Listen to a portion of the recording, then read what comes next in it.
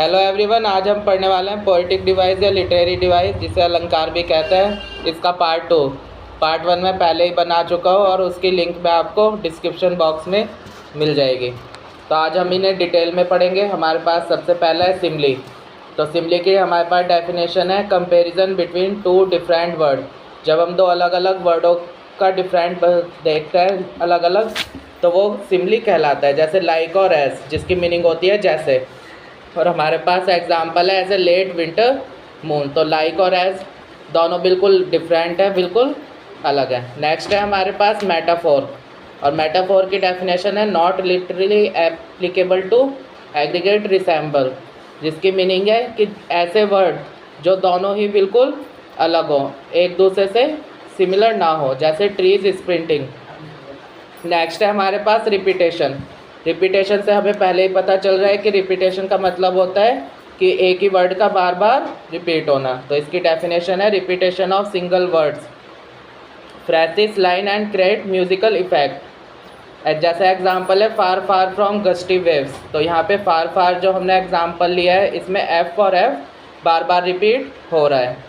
Next example है हमारे पास next है हमारे पास एलिटेशन। और इसकी डेफिनेशन है यूज सम लेटर और sound beginning of word that are close together. जब हम सेम लेटर और साउंड यूज़ करते हैं स्टार्टिंग से, जैसे हमारे पास एग्जांपल है विन विन विंटर। नेक्स्ट है हमारा हाइपरबोल।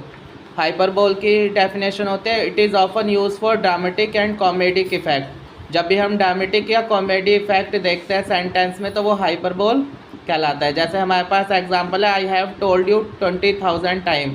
मैं तुमसे 20,000 बार ये कह चुका हूँ। नेक्स्ट है पर्सनिफिकेशन।